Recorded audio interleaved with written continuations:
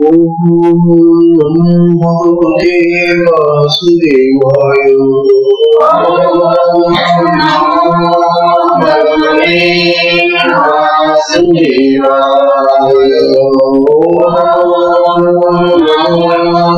भगवते वासुदेवाय।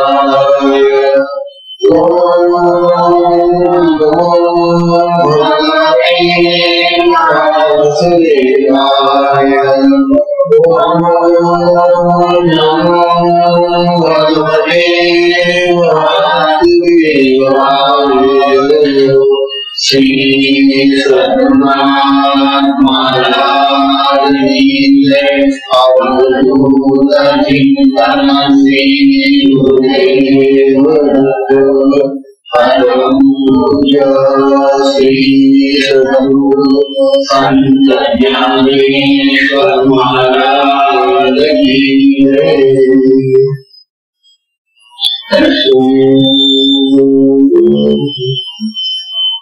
ओम नारायणं पद्मभूं वशिष्ठं शतं जगत्पुत्रपराक्रमं च व्यासं शुकं गौडपदं महान्तं गोविन्दयोगीन्द्रमथाशिष्यम् श्रीशङ्कराचार्यमथस्य पद्मनादं च हस्तामलकं च शिष्यम्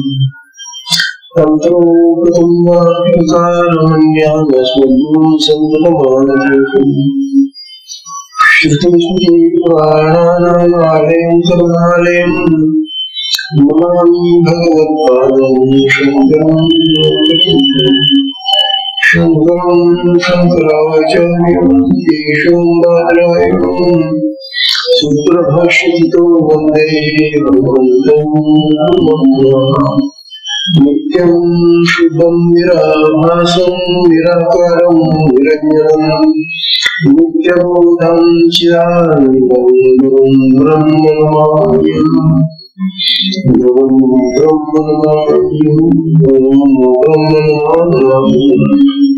ईश्वरो गुरुरात्मेति मूर्तिभेदविभागिने व्योमवद्व्यक्तदेहाय दक्षिणामूर्तये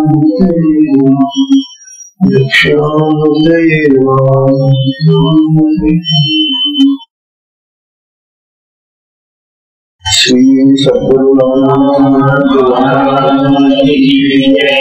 अवधूत चिंतन श्री गुरुदेव परम पूज्य श्री सद्गुरु संत ज्ञानेश्वर महाराज की जय। परम पूजनीय श्री सद्गुरु संत ज्ञानेश्वर महाराज साधकांचे मायबाप बालयोगी आणि भगवान विष्णूचे अवतार असलेले भगवान यांचा श्री अमृतानुभव तथा अनुभवामृत नावाचा ग्रंथ आपण पाहतो।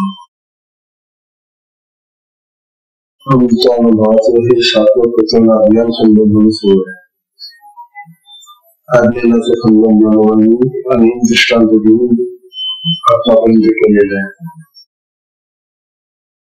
तेव्हा कालपासून विशेष या आत्म्याचे स्वरूपासंबंधी जन्माचा संबंध। हा आत्मा कसा आहे, जो आपल्या देहात आहे, सदैव राहतो, मागेही होता, आताही आहे, पुढे राहणार आहे, असा जो आत्मराज आपल्या देहामध्ये आहे तो आपल्याला कळत नाही, समजत नाही, त्याचं ज्ञान नाही,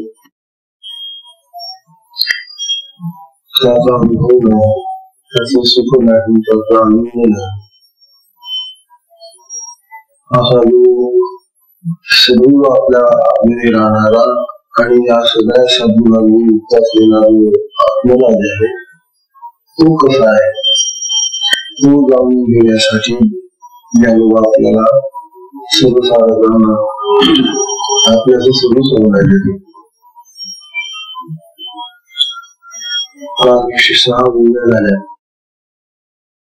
आज 107वी बोली येते। आत्म्याचं सुंदर स्पष्टीकरण किंवा आत्म्या संबंधीचं निवेदन किंवा आत्मा प्राप्त करण्याबद्दल वारंवार कोणी सांगितलं असेल तर ते आरंभी वेदांनी सांगितले. वेद हे आपले सगळ्यात प्राचीन ग्रंथ आहे. जगाच्या पाठीवर ज्या वेळेला कुठलाही ग्रंथ नव्हता असे हे वेद आपल्या देशामध्ये सगळ्यात अगोदर झाले. एकच वेद होता, त्याचे व्यासांनी 4 भाग केले सोयीसाठी. चतुर्वेद झाले. या वेदांनी या आत्मस्वरूपाचं चिंतन केलेले, मनन केलेले आणि त्यांनी आपल्या सर्व साधकांना, विशेषतः जे भक्ती मार्गात आहे किंवा अध्यात्मामध्ये आहे अशा साधकांना या आत्म्याचा उद्देश केलेला आहे. तेव्हा म्हणतात 107 मध्ये वेदू काय न बोले, वेदू काय न बोले तरी नावाची नाही घेतले. वेदांनी इतकं सांगून ठेवलेलं आहे, इतकं सांगितलं या संबंधी, परंतु म्हणतात की त्या वेदांनी आपल्याला नाव नाही घेतलं, नाव नाही ठेवलं किंवा आपल्याचं जे नाव आहे हे म्हणजे त्यांच्या संबंधी खूप चर्चा केली. शेवटी त्यांना हे सांगायला वेदांना सुद्धा की बाबा तसं नाव काय आम्हाला माहिती, आणि नाव त्याला नाहीच आहे, तुम्ही देणार काय नाव त्याला. तेव्हा वेदांनी खूप सांगितलं, परंतु वेदांनी त्याला नाव दिलं नाही.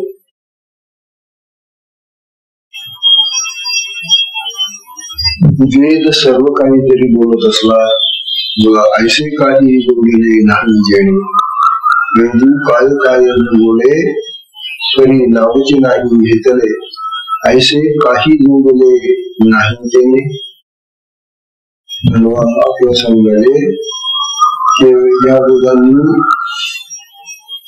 सगळं काही बोलले, काय सगळ्या प्रकारे आपल्याला विवेचन करून आपल्याचा जीवन जाण्याचा खूप उपदेश केला,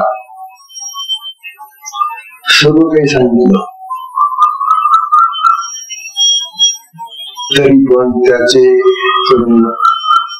आत्म्या संबंधीच प्रत्यक्ष नामकरण झालं नाही, प्रतिपादन झालं नाही की हा बघा असा हा आत्मा आहे, याचा नाव आत्मा आहे असं मी सांगितलं. आणि वेदांना सुद्धा जो आत्मा त्यांना तर कळलेला होता, जसं ज्ञानवंतांना आत्मा कळलेला आहे. हे सगळं आत्मस्थितीतून चाललेले आहे. आत्म्याचं सगळं स्वरूप जाणूनही जेव्हा ते दुसऱ्यांना सांगायला जातात त्यावेळेला तो जो आत्मानुभव असतो तो शब्दामध्ये सांगता येत नाही, ही अडचण आहे. तर तुम्हाला येईल जर आपण आत्मस्थितीमध्ये गेलो, आत्म्याचा अनुभव आपण घेतला आणि जर तुम्हाला कोणी विचारलं की काहून तुम्हाला आत्मानुभव आलाय ना, आम्हाला सांगा ना थोडा कसा काय असतो तो, सांगता येत नाही. कारण ती स्थिती जी आहे ती शब्दांच्या पलीकडची, शब्दातीत अवस्था आहे ती, शब्दांनी जिचं वर्णनच होत नाही. हो ते तर जाऊ द्या, पण आपल्या साधनेमधल्या या ज्या क्रिया होतात महाराज, आता स्थूल क्रिया सोडून शरीराच्या स्थूल क्रिया प्रत्यक्ष दिसतात होतात, त्या एखाद्याला सांगता येतात की असं डोलतो, असं हसतो, असं उड्या मारतो, असं करतो, या स्थूल शरीराच्या क्रिया झाल्या. परंतु आपल्या देहामध्ये आणखी जे 3 देह आहेत त्या 3 देहांमध्ये आवश्यक काम करते, त्यांच्या ज्या क्रिया होतात त्या क्रियांचा अनुभव येतो आपल्याला, त्या साधकाला. परंतु तो काय अनुभव आहे तुम्ही सांगा ना. जिथं शक्तीच्या सूक्ष्म देहावरच्या कारण देहावरच्या क्रियांचा अनुभव आपल्याला सांगता येत नाही, म्हणून आत्म्याचा अनुभव सांगतो. म्हणून आपली ही जी साधना आहे ही आत्म्याच्या प्राप्तीला सगळ्यात उत्तम साधन आहे. कारण ती शक्ती म्हणजे आत्म्याची शक्ती. तेव्हा तिच्या ज्या जी कार्य करते आपल्या देहामध्ये ते कार्य इतकं उत्तम करते, इतकं अप्रतिम कार्य करते ती, की त्या कार्याने येणारा जो आम्हाला आनंद आहे तो आनंद आपण इतरांजवळ सांगू शकत नाही. आणि तेच बरं आहे, आपल्याला होणाऱ्या क्रियांचा जो आनंद आहे तो इतरांना सांगू नये. आपल्या गुरु महाराजांनी सुद्धा वारंवार हे सांगितलेले की तुम्हाला जे अनुभव येतात ना क्रियांचे साधनेमध्ये ते इतरांना सांगत दिसू नका. अशा सूचना का द्याव्या लागतात? अशा सूचना अशासाठी द्याव्या लागतात की शब्दांनी त्यांचं वर्णन होत नाही ते तुम्ही शब्दांनी सांगणार इतरांना. कशाने सांगणार नाही तर इतरांना? आणि शब्दांनी सांगायला गेला तुम्ही की ते जे वर्णन आहे ते शब्दातीत आहे, शब्दांच्या पलीकडे, आणि तुम्ही शब्दांनी सांगता म्हणजे चुका होणार, काहीतरी दोष राहून सांगण्यामध्ये प्रमाद घडतील. मग त्याबद्दल साधकांना मित्रांना किंवा ज्यांना तुम्ही सांगून राहिला आहे त्यांना आपल्या साधनेबद्दल भ्रम निर्माण होईल. कारण आपल्याला तो अनुभव यथातथ्य शब्दामध्ये सांगता नाही आला, मांडता नाही आला, आणि त्या माणसाने ऐकला तो तर त्याच्या डोक्यामध्ये काहीतरी भरता वेगळा विचार येतो. असला त्याचे चांगल्या आनंदाचा अनुभव, पण हा जेव्हा शब्दामध्ये तो मांडायला जातो त्यावेळेला ते काही बरोबर उठत नाही, जमत नाही, चुका होतात. आणि चूक झाली सांगताना की तो ऐकणार आहे त्याच्या डोक्यामध्ये विरोध येतात, संशय येतात. साधनेबद्दल आपल्या साधनेबद्दल संशय जर इतरांना यायला लागले तर कोण घेणार नवीन साधना? कशाला घेतील मग? अरे बाबा श्रेष्ठींची साधना आहे म्हणून व्यर्थ बरोबर करायची नाही. शक्ती जे आपल्याला जे अनुभव देते ना तो अनुभव आपल्यासाठी येत आणि तो अनुभव घ्यायचा आणि चूक करायचा, तो बंद ठेवायचा. हे सगळ्या साधकांना सांगितले गेलं पाहिजे. लोक सांगत बसतात मला असं होतं, मग तसं होतं, मुलाला असं होतं, मग तसं होतं. म्हणून जिथं वेदांना सुद्धा सांगता आलं नाही म्हणतात आत्म्याचं स्वरूप, तिथं आपण काय सांगणार? आपली बुद्धी काय आहे त्यांना? वेद कसे पुन्हा वेद हे अपौरुषेय आहे. अपौरुषेय म्हणजे कोणी पुरुषाने ते सांगितलेले नाही, माणसाने सांगितलेले नाही. ऋषींच्या अंतःकरणामध्ये ते जे आवाज उठले आणि ते जे त्यांनी ऐकून प्रगट केले, म्हणून ज्या ऋषींच्या मुखातून हे वेद प्रगट झाले ते सुद्धा म्हणत नाही की हा वेद मी रचला, हा वेद मी लिहिला, हे ऋषी सुद्धा म्हणत नाही. म्हणून या वेदांना अपौरुषेय म्हटलं गेलेलं आहे. त्यांना श्रुती म्हटलं गेलेलं आहे. श्रुती का? तर त्यांनी ते आत ऐकलेले अंतःकरणामध्ये. आज जो त्यांचा अनुभव आहे तो जो नाद आहे तो त्यांनी आत ऐकला आणि ऐकलेल्या नादाचं त्यांनी वर्णन केलं. अशा प्रकारे परिषद तयार झाली. त्या उपनिषदांनी वेदांचं हे जे स्वरूप आहे ते खूप उत्तम प्रकारे समजून सांगण्याचा प्रयत्न केलेला आहे. तथापि आज्ञासंबंधी स्पष्ट नाम निर्देश कोणीच केला नाही, कोणाला करता आलेला नाही आणि करूनही नाही. कारण तो जो शब्दातीत आहे, कुठल्याही शब्दाने, कुठल्याही वाक्याने, कुठल्याही विचाराने तो पकडता येत नाही तो आत्मा. तर तो जसा आहे तसाच राहू द्या आणि त्याचा अनुभव घ्या, बस. तो अनुभव इतका मोलाचा आहे, इतका किंमतीचा आहे की जगातल्या कुठल्याही आनंदापेक्षा, कुठल्याही सुखापेक्षा कित्येक पटीने तो मोठा आहे. पुन्हा इतर जगातल्या सुखाची त्याच्याशी तुलनाच करता येतो असा तो अनुभव आहे. म्हणून त्या इथे जाऊन राहिले की निंबू काय काय बोले, आणि वेदांनी काय काय नाही सांगितलं त्या वेदांमध्ये, तरी नावाचे नाही म्हणजे तरी, परंतु त्या आज्ञासंबंधी कुठेही नाम निर्देश केला नाही. वेद हे आम्ही असं म्हणतो की ईश्वराची आज्ञा आहे, श्रुती आहे ती. वेद हे अपौरुषे आहे, ते घडवण्याचे ईश्वराचे, माणसाचे नाही. आणि जर ते माणसाचे नाही तर देवाचे असले पाहिजे ना. म्हणून आपल्याकडे केवढा वारसा आहे आपल्या देशातल्या हिंदू लोकांना, केवढा महान वारसा लाभलेला आहे की जे भगवंताचे विश्वासित आहेत, भगवंताच्या अंतःकरणामध्ये स्फुरलेले विश्वासित विश्वास येते, आणि असे श्वास येते की ते जगामध्ये त्यावेळेला कुठेही ऐकायला आले नाही, कुठेही श्रवण झाले नाही. ते सगळं जग ज्या वेळेला ज्ञानात होतं किंवा बुडालेलं होतं, कुठे काही पत्ता नव्हता अध्यात्माचा, त्या ठिकाणी या भारतामध्ये, या हिंदुस्थानामध्ये त्यावेळेला वेद निर्माण झालेले होते. असा हा केवढा मोठा वारसा संस्कृतीचा आपल्याला लाभलेला आहे. पण आज काय स्थिती आहे,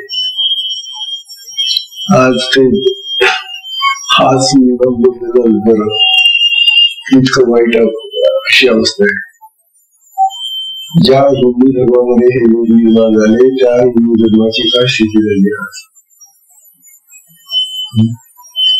त्या हिंदू धर्मामध्ये जे हिंदू आहेत त्यांनी सुद्धा पुढे समजून घेतले. त्यातल्या त्यात आमच्या संत सत्पुरुषांनी त्यांना जेवढा तो वेद कळला त्याप्रमाणे लोकांच्या भाषेमध्ये समजून सांगण्याचा प्रयत्न केला. संतांचं हे महान कार्य वेदांचा तो अर्थ आम्हाशीच ठावा आणि कामी व्हावा भार माथा तेव्हा खरे वेद हे आमच्या संत सत्पुरुषांनी जाणले आणि त्याचा अनुवाद मराठीमध्ये प्राकृत भाषेमध्ये, लोकांच्या भाषेमध्ये करून लोकांना समजून सांगितले. अशा प्रकारे ते अनुभव झाले की हे वेद म्हणजे ईश्वराच्या आज्ञा आहे. आणि मग ते जर वेद ईश्वराची आज्ञा असेल तर ईश्वराची आज्ञा मानणं हे आम्हा प्राकृतजनांना आवश्यक आहे. ईश्वर भगवान होतो, तो त्याच्या जर आज्ञा असतील तर त्या आज्ञा आम्ही मान्य केल्याच पाहिजे, तर आमचं जीवन चांगलं राहील ना. त्यानंतर न करणे अर्थ उपनिषदा, उपनिषदांना सुद्धा अर्थ त्याचा नाही उघडला. तसं आत्म्याबद्दल काही सांगता आलं नाही. तू सांगितलंय पण नेमका हा असा आहे आत्मा असं नाही सांगितलं. वेद जाणून गेला पुढे बोलावला, हे शब्द वाक्य ज्ञानवाचे वचन आहे. हे सगळे शब्द असे म्हणतात की तो वेद सांगायला गेला परंतु पुढे पुढे बनून आणि शेवटी असं सांगावं लागलं, नेती. अशा प्रकारे आत्म्याचं स्वरूप जिथं वेद उपनिषदांनी संतांनी तिथं हे जे सामान्य लोक आहेत त्यांनी वेदाचं दर्शनही घेतलेलं नाही, त्यांना काय सांगते. परमात्म्याचं वर्णन त्यांच्या पद्धतीने केलं, परंतु हा असाच आत्मा आहे असं ठाकून कोणालाही सांगता येईल. आता पुढची 108 ती होती ते 108 ज्ञानवान होताय. सूर्य कोणा न पाहे तरी आत्मा लागला आहे. आता जास्तीत जास्त प्रकाश देणारा आज तरी आपल्याला प्रकाश देणारा सूर्यच आहे की नाही, आणि त्या सूर्याच्या प्रकाशामध्ये त्याने आपल्याला सगळं जगत दाखवले. सूर्याच्या प्रकाशाने आम्ही सगळ्या जगाचा जाणून घेतो. पण हा सूर्याचा प्रकाश आम्हाला आत्म्याकडे नेत नाही. आत्म्याच्या बाबतीमध्ये तो म्हणतो,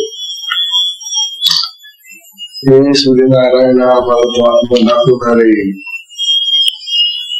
जग दाखवतो, या जगातल्या अनेक वस्तू, अनेक पदार्थ, अनेक त्याच्या कृती दाखवतो तू. परंतु जो आत्मराज आमच्या देहामध्ये आहे, त्या आत्मराजाला पाहण्यासाठी तुला प्रकाश देणं थोडासा सूर्य म्हणतो, बाबा ते काम नाही रे मग. तुम्हाला या जगातल्या ज्या अशा बाह्य गोष्टी आहेत ना, त्या सगळ्या मी दाखवेन. आणि जगामध्येही आत्मा भरलेला आहेत ना, म्हणजे तुमच्या देहाचाच आत्मा आहे असं नाही, त्या जो तुमच्या देहात आहे तो बाहेर पण भरलेला आहे. परंतु तो सूर्य त्या बाहेरच्याही आत्म्याला दाखवू शकत नाही, ना आपल्या देहाच्याही आत्म्याला दाखवू शकत नाही. असा हा आत्मराज आहे. अहो साधकांना हे समजून घेतलं पाहिजे. ज्ञानोबांचे विचार फार महत्वाचे विचार. सूर्य आत्मनाथ आहे तरी आत्मा लागला आहे. गगने व्यापिता ठाये ऐशी वस्तू, या आकाशाने म्हणे सगळ्यांना व्यापून टाकलं. काही कोणी समुद्र व्याप्त आहे आकाश, आकाश सगळ्यांना व्याप्त आहे, व्यापून टाकलं सगळ्यांच्या गोष्टी. आकाश म्हणतात त्या आत्म्याला मी व्यापलं केलं. आत्माने सापडला त्याच्यामध्ये. लपून पाहिला की आत्म्याला आकाशाने लपून टाकलेलं आहे. तेव्हा कारण त्या आत्म्यानेच आकाशाला आपल्यामध्ये घेतले पोटामध्ये, एवढा तो विषय आले. म्हणजे आकाशापेक्षा तो किती पट मोठा आहे तो. त्यामुळे आकाशाच्या पोटात आत्मा कसं येईल, ते कसं म्हणजे आपण त्याला जो आकाशाला पोटात घेतो, हे सगळे जेवढे पंचमहाभूत आहे ती सगळं त्या आत्म्याच्या आत येतात. पृथ्वी, पाणी, तेज, वायू, आकाश, ही सगळी पंचमहाभूत आत्म्यामध्ये येतात, ब्रह्मामध्ये येतात. मग ही पंचमहाभूत त्या आत्म्याला कश काय आपल्यामध्ये ठेवते, कश काय दाखवते. तात्पर्य सूर्य आत्म्याला दाखवू शकत नाही आणि आकाशही आत्म्याला व्यापू शकलं नाही, असा हा आत्मा आहे. आत्म्याचं हे जे वर्णन चाललंय आता, हे इतकं महत्वाचं वर्णन आहे. इतर ग्रंथामध्ये असेल, परंतु ज्ञानोबांनी हा आपला अनुभव म्हणून सांगितलेला आहे. आता हे ऐकून आपण जेव्हा दुसऱ्याला सांगू ना, ते आपण दुसऱ्याचा ऐकून सांगतो दुसऱ्याला. आपल्याला अनुभव काहीच नाही. तसं हे जागरण तसं नाहीये. हा अमृता अनुभव आहे. त्या आत्म्याच्या अमृताचा अनुभव घेऊन सांगता येत नाही. तेव्हा आत्मना भलताच वेगळा आहे बाबा.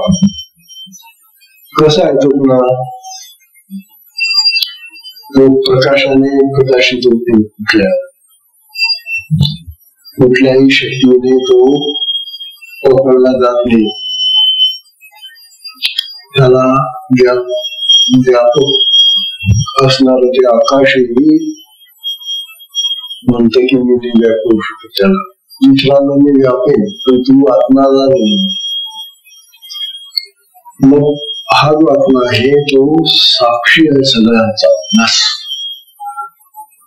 हे वर्णन करतात मग बाकीचं सगळं ते आत्म्यासंबंधीचं वर्णन फक्त असं की तो द्रष्टा आहे नुसता. द्रष्टा का करून नुसतं पाहण्याचं काम होतं. साक्षी जातो. जसा नदीला पूर आलेला आहे आणि आपण पूर पाहायला गेलो. मग काय करतो आपण? पूर पाहायला गेलो उड्या टाकतो का पुरामध्ये? नाही. काठावर जातो नुसतं आणि काठावर राहून तो पूर पाहत नसतो. म्हणजे त्या पाण्याला आपण साक्षी आहोत. पुराला साक्षी आहोत. पाहत असतो नुसतं. ते पाणी अडवता येत नाही किंवा ते पाणी काहीच करता येत नाही आपल्याला त्या नदीच. तसा जो आत्मा आहे आपला तो साक्षी आहे. सगळ्यांचा साक्षी आहे. बघा पुन्हा तो कसा आहे? चिदाभास आहे. चित शक्ती त्याच्यामध्ये. इतर हे जे सगळे प्रकाश सूर्याचे चंद्राचे किंवा अन्य प्रकाश आहेत ना हे जड प्रकाश आहे. म्हणजे या प्रकाशांना ज्ञान नाहीये. आत्म्याचा जो प्रकाश आहे तो ज्ञानमय प्रकाश आहे. ज्ञानमय प्रकाशाला चित प्रकाश म्हणतात. म्हणून आत्मा चित प्रकाशी आहे. ज्ञान देणारा प्रकाश येतो. अशा प्रकारे आत्म्याचं खूप निळ्या पद्धतीनं वर्णन झालं. म्हणतात नभतून माझी खेळे लपी थपी. अरे हे आकाश हे आत्मराजा तुझ्यामध्ये लपंडाव खेळतो. ते लपी छपीचा खेळ खेळतो. तुझ्यामध्ये लपत ते. मग तू त्याला काय व्यापशील?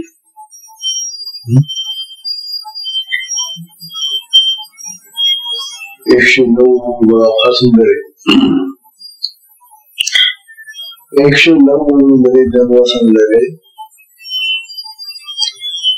देह हाडांची मोळी. बघा आपला हा देह काय? हाडांची मोळी. लाकडाच्या गोळ्या पाहायला तुम्ही तसे लाकडावर एक रचून त्याला बांधून तिथं आठवलं. लाकडांची मुळे ना तसा हा देह हाडांची मुळे.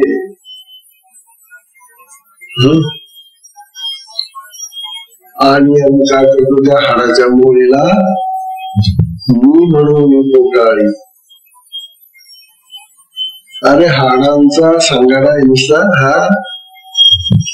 आणि त्याला आलिंगन पोटाळी म्हणजे पोटाशी जातो. का म्हणतो? या हाडांनी युक्त असलेलं जे शरीर आहे ना त्याला तो मी म्हणतो. ते निघून येतात. हाडे कधी या हाडांना तो मी म्हणून द्यायला. आणि खरा जो मुख्य पालक आहे गावच्या मध्ये त्याला तर तू काही पाहत नाही. जाणार नाही म्हणत नाही. आणि या देहाच्या हाडांना मुळ्यांना पकडून माझे हाड मी आहे, माझं आहे, मी आहे. ट्रेनमध्ये बाजूला झाडांची मूळ काय करतो? तो लाकडाची जाऊन टाकतो ना. मग शेवटी हाडांची मुळे पुढे जाते. जाळण्यासाठीच कामाला येते. पण निदान विचारली की आपल्याला उष्णता देऊन काहीतरी आपल्याला स्वयंपाक तरी करता येतो, आम्ही शकता येतो त्याच्यात. या हाडांच्या मुळेवर जाळण्यासाठी जेव्हा घेऊन जातात स्मशानामध्ये, तिथं आम्ही शकते का? हा काय सुंदर हो भेटलं त्याला दिवस ते हाडांची मुळे. तितके स्वयंपाक करायचा त्याच्यावर हाडांची मुळे लावली म्हणे आपण त्याला. चुलीमध्ये हाडं लावली करून या स्वयंपाक. आणि काही उपयोगाची किंवा ही हाडं. त्या मनाने या विश्व वनस्पतीची हाडं फार उत्तम आहे. लाकड तिथून कामाला येतं आपला, आणि म्हणून त्यांची खूप भरमसाठ तोड सुरू आहे ना. या हाडांना जाण्यासाठी पुन्हा ती हाडं लाकडं घ्यावी लागतात. काय करावं आता, ही स्वतःही जुळत नाही. यांना जाण्यासाठी आणखी त्यांची ती लाकडं तोडून आणायची, त्यांची हाडं आणायची झाडांची, आणि मग यांना जाळायचं. अरे अरे, त्यामुळे आपल्या देशात आरोग्य फार शांत नाही. कल्पना करा ना, एका माणसाला किती मन लागतं जाळण्यासाठी? 5 मन लागतं ना. एक झाड लावून जाताना मग एक झाड एका माणसाला लागलं आणि आपली किती वस्ती येईल? आता किती लोक मेले आपले? मोठ्या अवधी मेले असतील ना. 4 युगामध्ये किती मेले? किती झाड तोडली गेली आपली कोणाला? अरे अरे, विचारांचा फडशा पडतो आपल्यासाठी, या हाडांच्या मुळीसाठी, याचा काही उपयोग नाही पुढे. एक हाड पुन्हा गोळा करताना पुन्हा नदीमध्ये फेकून येतात. पवित्र झालं म्हणायचे. अरे घाण झाली तिथं आणखी पवित्र झालं का? आमच्या तीर्थामध्ये टाकलं होतं, टाक तू तीर्थामध्ये. ते जे पाणी तिथे गडून होतं ते पाणी पुढे जाऊन पितात ना. तात्पर्य असं की आमच्या कल्पनेबद्दलची निश्चितता अशा बनवून ठेवली आम्ही. तेव्हा देव हाडांची मुळी मी म्हणून पोटाळी, तो अहंकार उगाळी पदार्थ उभा. ज्ञानवंतात त्या हाडांच्या पोटा, त्या गोळ्याला, त्या हाडांच्या सगळ्या भेंगोळ्याला तो मी म्हणतो. मी असा हा याचा मी अहंकार त्या हाडांच्या मुळीमध्ये अडकून शेवटी त्या मुळी बरोबर नाही समजत. असं जाता जात नाही तो. काय करावं? अरे खरा मी तो आत्मा आहे ना. या हाडांच्या मुळीला काय तुम्ही मी म्हणून जाणार आहे? हे सडकं धन, हे फेकलं जाणार जाळणारं धन, हे का तू आहे का? मी आत्मा आहे, मी ब्रह्म आहे. हा वावर मी हाड आहे. दिसायला घेऊन जाऊ. किती वेगळेपणाने किती समजुती आपल्याला पाहला. या वेगळेपणाच्या समजुती जर गेल्या नाही तर पुढे अध्यात्मामध्ये तो आत्मा कसा प्राप्त होईल आपल्याला? आपण तिथं आपण जातो बस, असं ज्ञानाला समजायला. तेव्हा तो अहंकार जो आहे तुझा मी, तो असेल त्या हाडांचा संबंधाचा नाहीये, तो आहे आत्म्या संबंधित असला पाहिजे. तुमचा मी हा आत्म्या संबंधीचा मी असला पाहिजे, देह संबंधाचा मी नको, असं ज्ञान म्हणतात. आता ज्ञान सूचना अशी देतात, जोपर्यंत मनुष्य आपल्या या देहाला मी म्हणतो तोपर्यंत त्याला आत्म्याचा साक्षात्कार होणार नाही. बरोबर आहे, तुला जो मी खरा मी आहे त्याला तू म्हणतच नाहीये. हे जे शरीर आहे हे खोटं नकली आता घेतलेलं काही दिवस राहणार, त्याला तुम्ही मी म्हणून राहणार. मग तो आत्मा कसा दिसेल तुला? आणि आत्मा जर दिसला नाही तर या देहाचा सार्थ नाही झाला. तुझा पशु प्राणी पक्षी जे आहेत बिचारे त्याच्याकडून मनुष्याचं जीवन होऊन माणूस आता पशु नाहीये, पक्षी नाहीये. माणसामध्ये ही बुद्धी आहे, ज्ञान आहे, आणि तो आत्मा आणखी या माणसाला आणखी जास्त उन्नत करू इच्छितो. नराचा नारायण करणारा आहे तो. आपण नर आहोत ना, माणूस आहेत ना सध्या, मग आपला नारायण बनवतो तो आत्मा. तुम्ही त्याला ओळखलं तर ना, त्याला तो ओळखायचं नाही. मग काय नारायण नर म्हणूनच राहता. नर चालला नर नरकामध्ये जातो आणि नारायण स्वर्गात जातो. हे फरक नाही. देव स्वर्गात राहतात ना, नारायण म्हणजे देव आहे ना, देव स्वर्गात जातात आणि नर जो असतो तो नरकात जातो. मग ठरवा आपण नरकात जायचं का स्वर्गात जायचं, नर राहायचं का नारायण व्हायचं. या देहाने आपल्याला नारायणही होता येतं. मग या देहाला जे प्राप्त झालेलं आत्म्याचं स्वरूप लाभलेलं आहे ते आपल्याला स्वरूप सगळ्यांना.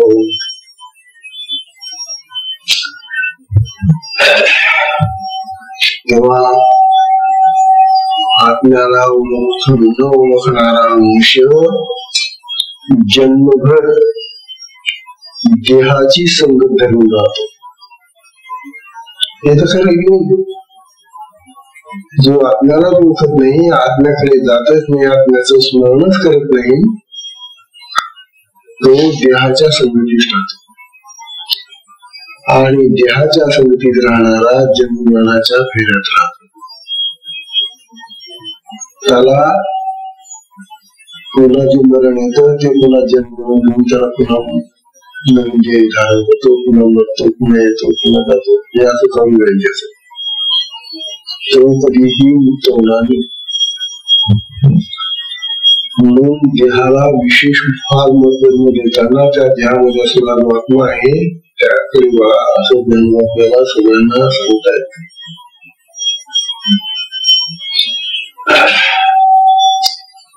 त्यानंतर 110वी ओवी येते. 110 ओवीमध्ये आता ज्ञानोबा जसं आता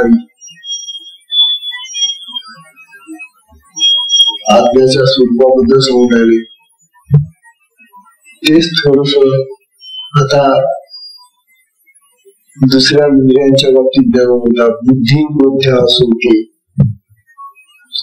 बुद्धी बोध्या सोके ते एवढी वस्तू चुके, मना संकल्पनिके याही. आपल्याला दोन इंद्रिय फार महत्वाची दिली देवाने. इतर प्राणी नाही आहे. सगळ्या प्राण्यांना देवाने बुद्धी आणि मन दिलेलं आहे. ते आपल्याला नाहीये. पण त्या आत्मराजाची कृपा अशी आहे की या बुद्धीला तो चेतना देतो, चैतन्य देतो, जिवंत ठेवतो आणि त्याच्यामध्ये जास्त बुद्धी देतो. ते जे मन आहे ते जास्त प्रबल करतो, त्याला संकल्प विकल्प करण्याची शक्ती देतो. म्हणून माणसाचं मन आणि बुद्धी ही दोन इंद्रिय फार प्रबल आहेत. बाकी सगळी इंद्रिय सगळी इतर प्राणी पशु पक्ष्यांसारखीच आहेत आपल्याला, पण मन आणि बुद्धीमुळे मनुष्य वेगळा ठरतो त्यांच्या. मग ही दोन इंद्रिय मध्ये फार प्रबल जर आहे तर या दोन प्रबल इंद्रियांनी आपण आत्मराजाचं दर्शन घडवू नये. इतरांपेक्षा श्रेष्ठ मन आहे आपलं आणि इतरांपेक्षा बुद्धी श्रेष्ठ आहे. तेव्हा बुद्धी आणि मन या दोन इंद्रियांच्या साह्याने आपल्याला आत्म्याकडे आणि आत्म्याचं स्वरूप का पाहता येऊ नये असं ज्ञानवादीचं म्हणणं आहे आपल्याला. बघा आता काय म्हणतात, बुद्धी बुद्ध्या सुखे. सुखे म्हणजे सुखावली, सवय लागली. आपल्या बुद्धीला कसली सवय लागली बघा, आत्म्याची सवय लागली घेतली. आपली बुद्धी आत्म्याकडे जाते का? या जगाच्या विषयांमध्ये, जगाच्या विचारांमध्ये, जगाच्या गोष्टींमध्ये जाते बुद्धी आपली. वास्तविक बुद्धी म्हणजे त्या आत्म्याने आपल्याला श्रेष्ठ बुद्धी दिली.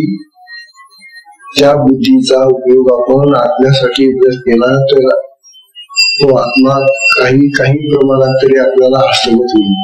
कारण आत्म्याची चेतना त्याच्यामध्ये, त्या बुद्धीमध्ये. ज्ञानवंता सर्व विषयाला जाणणारी ही बुद्धी इतर सगळ्या विषयांना जाणू शकते ती जगातल्या. त्यामुळे ती सोकावली म्हणजे काय, तिला तो एक छंदच लागून गेलेला आहे, सोकावली.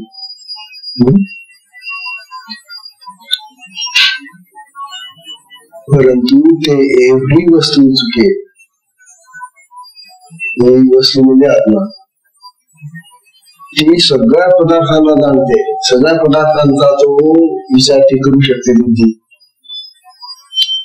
परंतु इथं मात्र तिची चूक होऊन जाते. इथं मात्र ती म्हणते नाही बाबा, ती ठरवून जाते. आत्म्यासंबंधी बुद्धी आपल्याला काही विचार देऊ शकत नाही. बघा तुम्ही जरूर पा विचार, मी आता आत्म्याचा विचार करतो बरं का, कर काय करशील, कसा करशील तू आत्मविचार? शेतीचा विचार करशील किंवा आणखी पुष्कळ जी कर्म आहेत आपली, त्यांचा विचार तू करत बेस. पैसा कसा मिळवायचा कर विचार.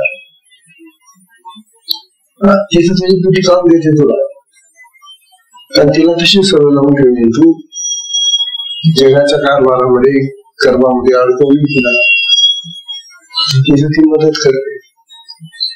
परंतु तिला जर म्हटलं हे बुद्धी देवते, तू आता आम्हाला आत्मदर्शन दाखवणार, आत्म्याकडे येऊन चालला, ती म्हणजे बाबा ते काम नाही झालं.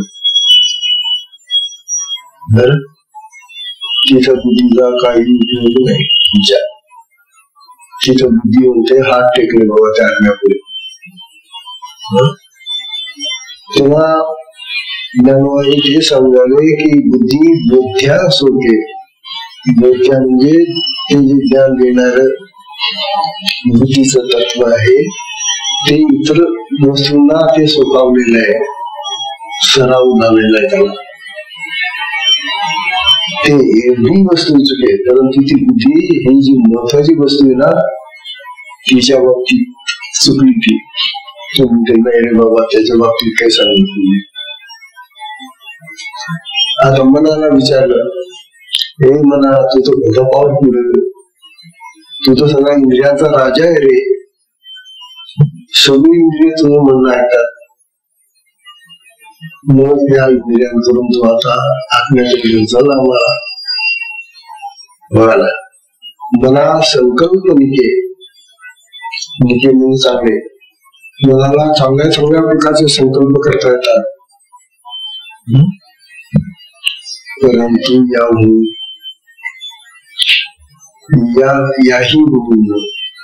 परंतु या आत्म्या बाबतीमध्ये कुठलाही संकल्प करता येत नाही मनाला. तात्पर्य असं की आमची जी दोन महत्वाची इंद्रिय आहेत मनुष्यामध्ये, आणि ज्याच्यामुळे आम्ही इतर प्राण्यांपेक्षा पशुपेक्षा श्रेष्ठ आहोत, अशी जी दोन महत्वाची इंद्रिय, त्या इंद्रियांचा लाभ आम्हाला आत्म्याच्या संबंधात घेता येत नाही. आत्म्याच्या संबंधामध्ये त्यांचा काय उपयोग?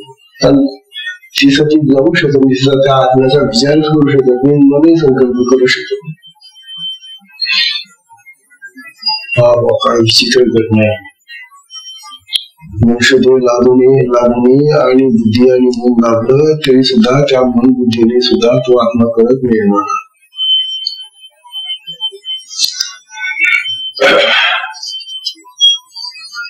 ज्ञानवंतात बुद्धी सगळ्या विषयांना जाणणारी ही बुद्धी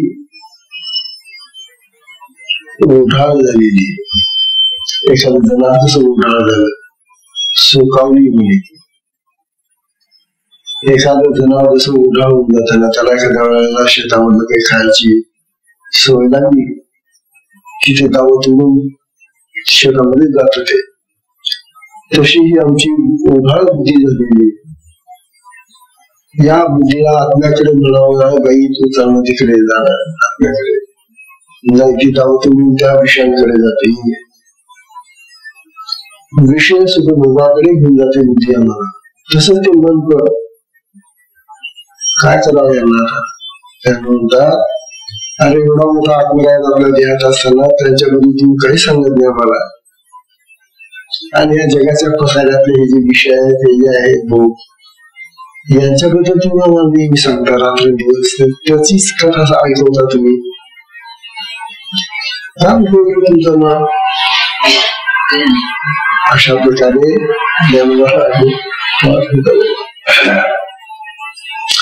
म्हणून बुद्धीला अधोगती प्राप्त होते. बुद्धीला अधोगती काय? कारण ती खाली वाहते, वर जाणे आत्म्याकडे.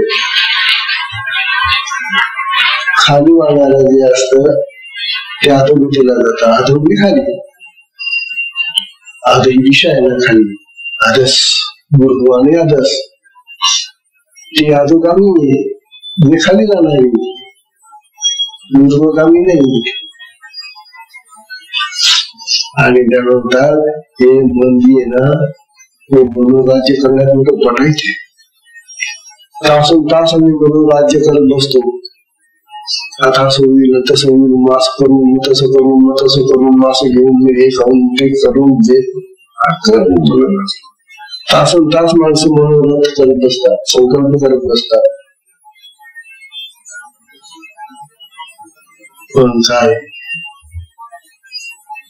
उत्पद्यन्ते विलीयन्ते, उत्पद्यन्ते विलीयन्ते दरिद्राणां मनोरथ.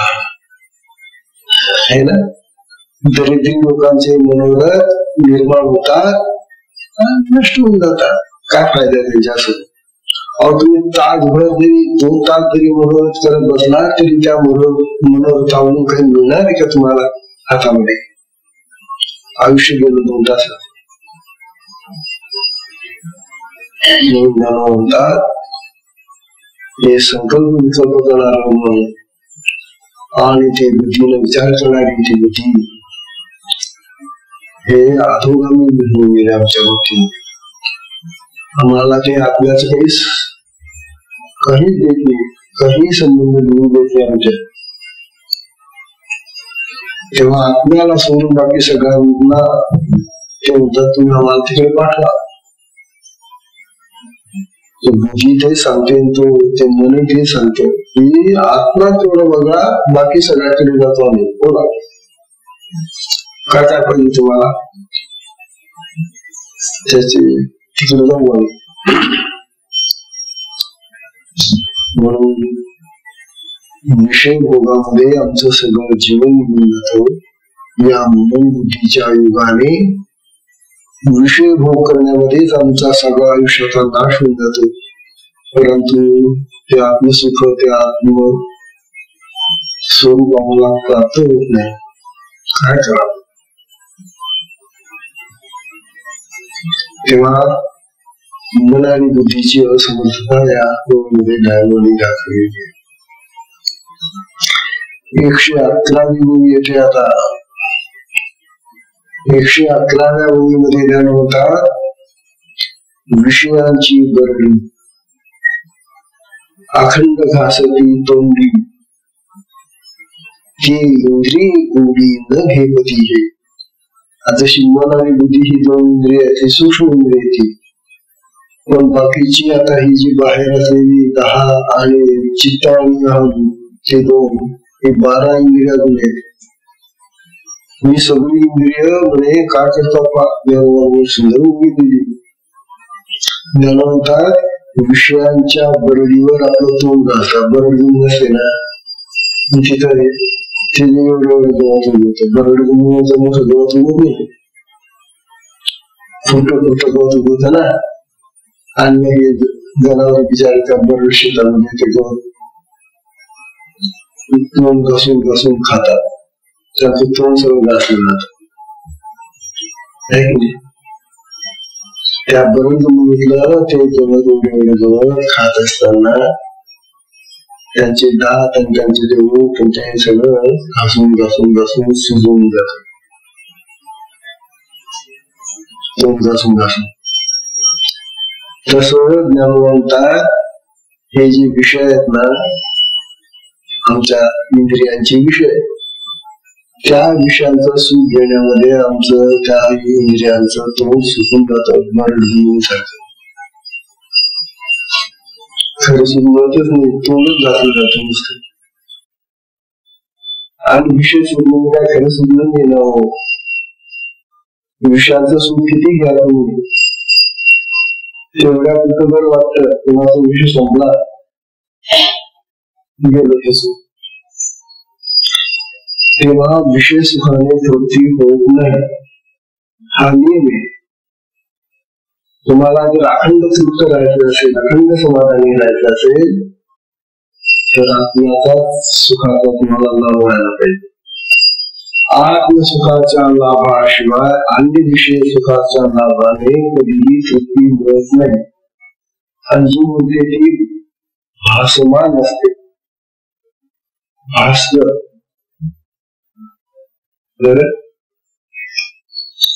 खरं सुख नाही होते. आणि जर खरं असतं तर मग ते टिकलं पाहिजे ना. खरं जे असतं ते टिकतं राहतं. आता आपण दररोज जेवण करतो, दररोज जेवण करतो. एक दिवशी चांगलं पोट खाऊन घ्या. अरे कमीत कमी 15 दिवस तरी चांगलं राहा. कशाला दररोज खाता? 2 वेळा आणखी 3 वेळा आणखी. अरे बापरे बाप.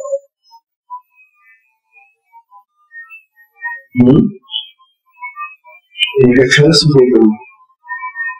खरं सुख असं असलं की थोडस घेतलं ना तर ते काम राहतं. आत्म्याचं सुख, आत्मसुख जर आपल्याला मिळालं ना थोडस, तर आपलं पोट अखंड भरलेलं राहील. मग मला खाण्याची इच्छा होणार. आणि हे दररोजचं जेवण, दररोजचा चहा, दररोजचा नाश्ता, काय काय आणखी. आणि उपवासाच्या दिवशी काय विचार होत नाही. आता उपवास म्हणतात त्याला नाही का. खूप खाणं मी उपवास, खूप मिळाले पदार्थ खूप भरपूर खाणं मी उपवास. वा रे वा, काय व्याख्या केल्या. कशासाठी करता उपवास? देवासाठी. तुम्ही बनवून राहिले पदार्थ, तुम्ही तयार केले, जाता तुम्ही भरता. देवाचा काय संबंध आहे? देव आली एकादशी ना. एकादशी काय झालं? मग एकदा तरी खा. सकाळ सकाळ संध्याकाळ बरोबर असतो एकादशी ना. तात्पर्य आमच्या जीवनामध्ये कुठलेही नियम शास्त्र शुद्ध राहिलेले.